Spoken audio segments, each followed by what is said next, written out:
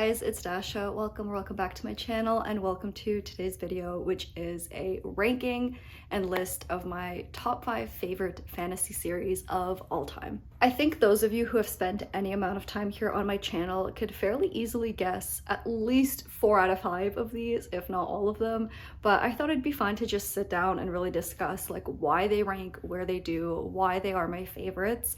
These are definitely not all of the fantasy series I have read. If anyone wants to see like a full ranking, maybe of every series I finished or caught up on, or at the very least started, I could definitely do that as well because there's a lot more that are not here. But these are definitely just my 5 favorite fantasy series of all time. These are my babies. I love these. These would be the first I would save in a fire. These are just my pride and joys. We're gonna go obviously from number 5 all the way up to number 1. Now the number 5 spot could definitely change depending on, you know, if I reread something and realize that it might have a stronger place in my heart. But I think just for the sheer amount of time I have spent with this franchise, number 5 spot has to go to A Song of Ice and Fire by George R.R. Martin. George, what are you up to these days and why are you not giving us Winds of Winter? I will not be holding up all 5 while I talk about them, so enjoy just Game of Thrones. Now, for those of you that don't know, A Song of Ice and Fire is the series that inspired the Game of Thrones TV show. It also inspired my own TBR game and a readathon I hosted with my friends Ray and Robin. Like, I do truly love the series. I think the world that has been created inside of A Song of Ice and Fire is so expansive, and that's partially why it has a spot on this list. There is kind of no plot to describe to you if you do not know what this is about yet.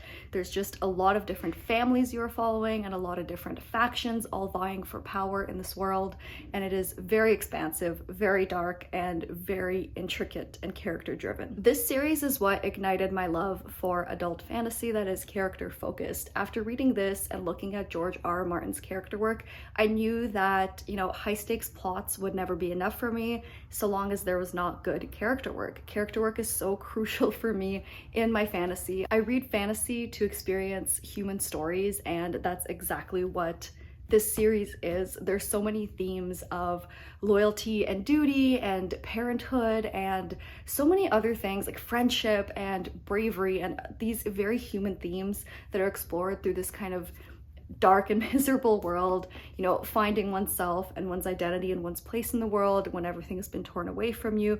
There's so many good things happening in terms of the characters, some of the best villains you'll ever read, and I think for that reason the series will always hold a very special place in my heart. There's a few that could have gone here, like I said, but I think I've spent so much time in this world, I've spent so much time thinking about it and loving it, that it definitely deserves a spot in my top 5. It's definitely unlike anything else out there. George R.R. Martin truly is a master at his craft. Yeah, there's jokes that he wrote himself into a corner, that he doesn't know how to finish the series now, but I truly don't care because what he has given us so far is incredible and amazing, and I will always cherish the memories I have with the series. I'm very much looking forward to rereading it, hopefully sometime soon, maybe not this year, but maybe in 2026, because I love these characters and I love this world, and I think it's so brilliant. Not a very hot take from me, but that's okay. Sometimes popular series are just that good. The number 4 spot goes to the most recent series I have finished on this list, and that is The First Law by Joe Abercrombie. So in 2024, I read the First Law trilogy, which are the first 3 books in the larger world, and I also read a standalone, Best Served Cold, and these quickly became new favorites. The First Law trilogy specifically is set in this grimdark world. You're following a few different characters as they try to align and position themselves in proximity to safety and power as war approaches. Magic has slowly been drained from the world, and some people are on a quest to bring it back. Some people just want to friggin' survive. There's a little bit of everything going on here. It's dark, it's funny, characters are not good people, but again, I love character-driven fantasy, and that's what this is. This is quite slow, You get a lot of time with the characters to just kind of get inside their heads and see how they operate, what makes them tick. It's brilliantly, masterfully done. I was definitely in the camp of people who started The Blade itself, the first book in this trilogy, and realized that, you know, this is definitely set up, this might not be for me, but there's something there that makes me want to keep reading. And by the time we got to the final book, I was just absolutely hooked. It's not even funny. And then reading the first standalone that comes after this trilogy, Best Served Cold, just felt like a delicious reward. This is an epic, high stakes revenge plot. This woman who's a mercenary gets betrayed and thrown off a cliff, and she survives, and she goes on a quest to kill every single man who was in that room the day she was betrayed. I think this is an okay starting point for the first law if you don't want to commit to a trilogy. You don't get that many like spoilers, if any, in this, and it's brilliantly paced and executed, and it was just spectacular. But I do think the entire First Law trilogy is worth reading. I think the whole world is incredibly well crafted. Abercrombie's tone is so singular and specific. There's this dark humor that never feels forced. There's these quips that he has his characters say that never feel forced or like they're just, you know, made to be put on a t-shirt for merch. They genuinely feel like very well thought out characters. They don't always do things you want them to do. They're not good people, but you're sitting here hoping they make it out of the scrap alive. And I really, really love how unique this feels, how singular this feels.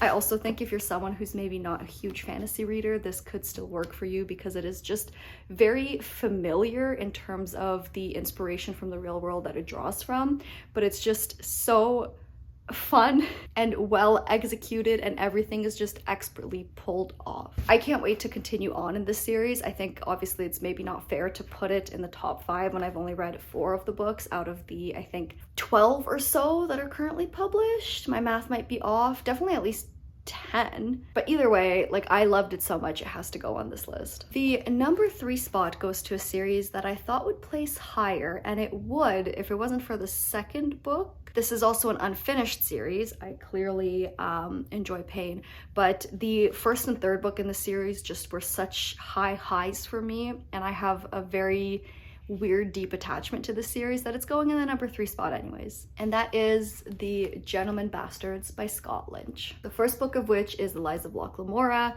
This one specifically, you're introduced to the Gentleman Bastards, which are a ragtag group of thieves. They were kind of pulled together by a mysterious gentleman who just wanted to create a very successful group of thieves.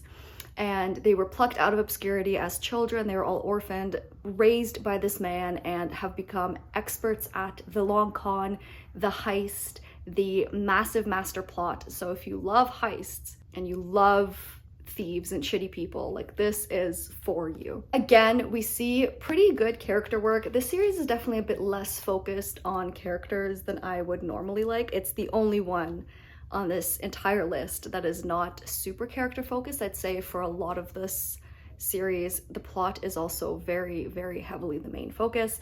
But what I love about this is just how real it feels, how fun it is. Like, this is just pure high stakes fun fantasy, and what is not to love? The series would definitely be higher on the list if it had a bit more character work, and if Red Seas Under Red Skies, the second book, did not suck. I hated this book so much. I'm never one for a seafaring adventure for pirates or ships.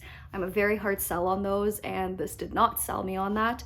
But I love The Lies of Locke Lamora and The Republic of Thieves so much that I'm kind of willing to let it slide. I think this is just such a fun series, and I'm so excited to see where it goes.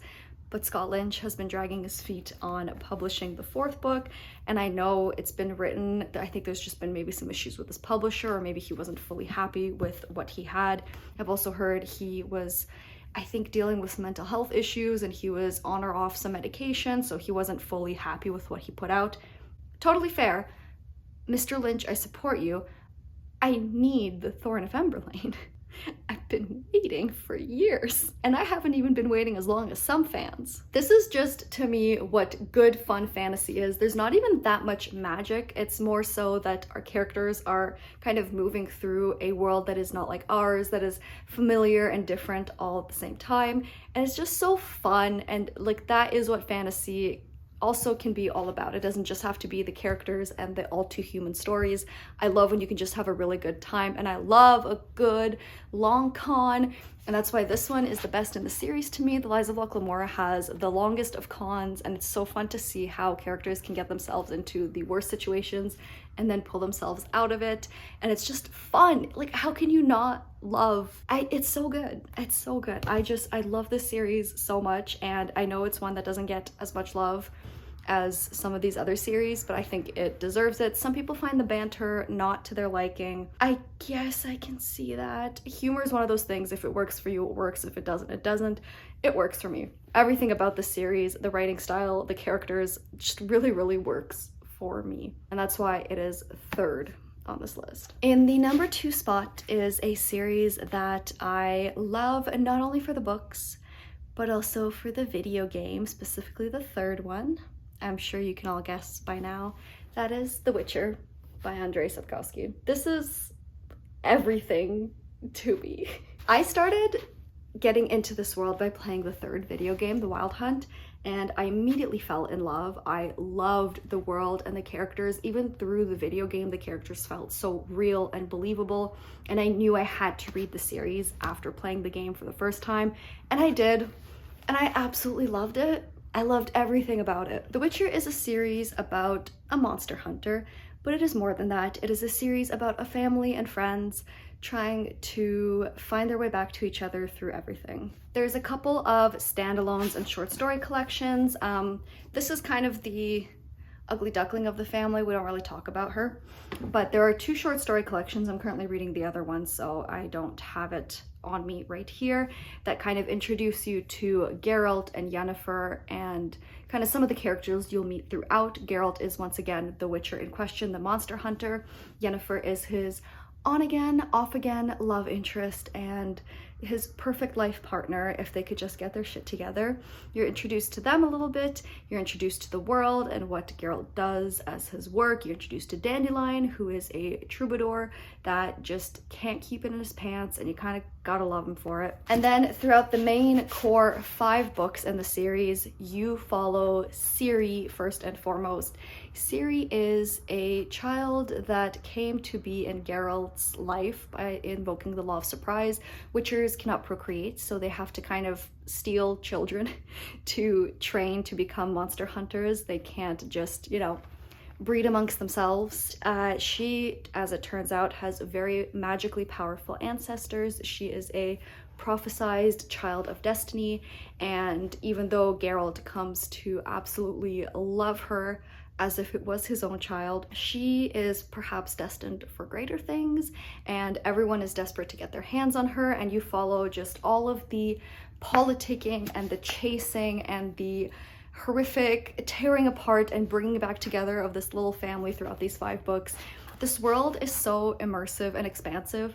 This is one of those fantasy worlds where I feel like when I close the book or turn the game off, this world exists without me anyways. This world is still there. It will always be there. I love that this is a very oddly progressive series, considering it was written by a man in the 90s. There's really interesting discussions about like female reproductive rights, ecology and environmentalism, indigenous rights and minority rights. Like, there's a lot going on in here that you really don't expect from a series that is just touted as like, this is about a monster hunter. Like, it's not really about that. There's so many other things going on. There's so much to love here. The character dynamics are impeccable. The character work itself is impeccable. These people are also all flawed. They are not perfect, and you want to throttle them sometimes, but like at the end of the day, you love them and you love how they love each other. It's really nice to see good friendships in fantasy, people traveling together and actually just like getting along and talking and being there for each other. You know, a lot of the fantasy I do like tends to sometimes be grimdark, so it's nice that even though this is a grimdark world, the people here are looking out for each other. They have each other's backs, and it's really beautiful to see. There's just so much to love in this series that you kind of have to get past this like, oh well, like it's about a monster hunter. Oh, the writing, because it is in translation from Polish, is not the easiest to get into. There is still a little bit of that 90s casual sexism, unfortunately, but I think a lot of things in this series are fairly progressive at the end of the day for fantasy and for just the general sentiment at the time. So this is a series that's just like skyrocketed in my heart to the top. Of course, there's one series that, you know, can never be beaten, but this is just so near and dear to me, and rereading it has me loving it even more. It's fantastic. It's not perfect. There's a lot of flaws in this series, but it holds a very special place in my heart between the books and the video game. And I'm sure if you've spent any amount of time on my channel, you know exactly what the number one is. I'm not pulling all of them off the shelf behind me because there are 16 of them, but my favorite fantasy series of all time is, of course, without a shadow of a doubt, The Realm of the Elderlings by Robin Hobb. Is this cheating because there are 5 series within one series? No, I don't think so, because it is the overall series. It is her world that she's created. It is the characters of Fitz and the Fool and Night Eyes that just bring me joy and break my heart, and I love this series more than words can describe. I have here the first trilogy, which is the Farseer trilogy. The rest are all behind me. I don't know if you can see them, but there is the Live Ship Traders after that, the Tawny Man, Rainwild Chronicles, and then the Fitz and the Fool series. But this is the first one. This is where it all starts. And in the very first book, this little tiny thing that somehow they've just grown exponentially since the first one. In Assassin's Apprentice, you're introduced to Fitz Farseer. So Fitz is the bastard son of the king in waiting in this kingdom. And when his family, his mother's family, drops him off at the keep, basically saying, we don't really want to deal with him anymore. He's 6 years old, he's getting grown, you know, boys have to have something to do. When he's dropped off at the keep, his father learns that his bastard son is coming, and so he abdicates the throne out of shame. And so the royal family's kind of stuck with Fitz, trying to figure out what the hell they do with him. And they decide that because he is royal enough to be allowed into certain events, but not so royal that they could, you know, not risk his life, they decide to make him the royal assassin of the family. But what this is not a high stakes assassin story, sneaking around, all this. This is very much a story of a man's life. The first trilogy is him coming of age in this incredibly volatile, toxic royal family and court. It is him learning to love. It is him discovering his skills and weaknesses. It is him bonding under this mysterious magic that is technically outlawed with an animal, with multiple animals, learning love and heartbreak and loss. It's just such an incredible series. It's so deeply human.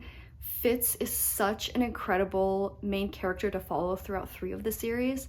And then that's not even to mention the other 2 series that follow other incredibly complex characters. There's so much here to sink your teeth into. There's so much to analyze. There are moments in this series that you want to just scream and cry and throw up and like break something and take our main characters and just like throttle them or hug them because you don't know how to react. There's so much going on. The magic in this world is not like a magic system. It's not like a Brandon Sanderson hard rules. There's just magic everywhere in this world, and people wield it differently, and they have different opinions on how it should be handled. And it's so interesting to just envelop yourself in this world and see how different people live their lives, because you follow different parts of the world at times. It's just so richly crafted.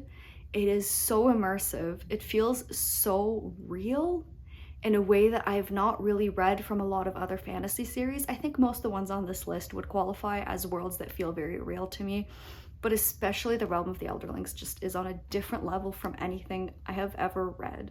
It's truly got everything you could want from a fantasy series. Of course, there's romance and politics and court intrigue. There are dragons.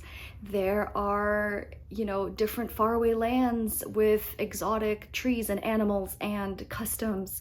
There is animal companions and magic that lets you bond to animals and magic that lets you speak to other people through long distances. And there's just such interesting ideas here. And this is a series that I could just live inside of. Like, if anyone ever asked if there was just one series that I could read forever and ever and ever and ever, this would be it, because there's so much there. And is it cheating because there's 16 books? Like, maybe, fine.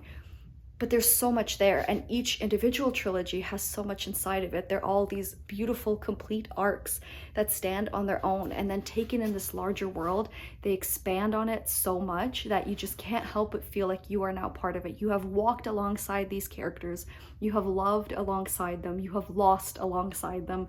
It's utterly incredible. I don't know how much more I can keep yelling on my channel at everyone to read this series, but I think you should, because I have such a deep love in my heart for Robin Hobb's world and characters.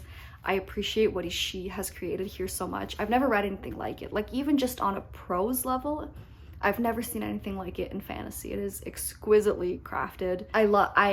I cannot be unbiased talking about this series. This is my favorite fantasy series of all time. I love it so much, and I hope that at some point every fantasy lover will at least attempt to pick it up themselves too and see the magic of Robin Hobb for themselves. There you have it, friends. There are my top 5 favorite fantasy series of all time, ranked and explained to you as to why they are my favorites. Like I said, if there are other fantasy series that you want to see, like where I'd maybe rank them with everything else, I could definitely do a video maybe ranking everything I've read, even if it's just the first book or something along those lines.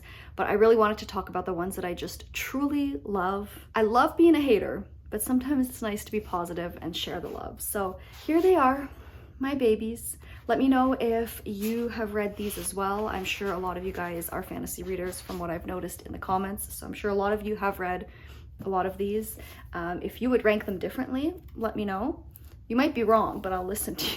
Yeah, let me know if maybe you would rank them differently, or if you've tried one and it wasn't for you, maybe I could convince you to pick it up again, because I will hear no criticism on any of these. Or if you have a different favorite #1 series, let me know what it is. I am very curious. You guys know, love knowing what other people's opinions and thoughts are. That's the whole fun of this. My social media is linked down below. You guys can always come talk to me there. Other than that, thank you so much for watching, and I'll see you next time. Bye!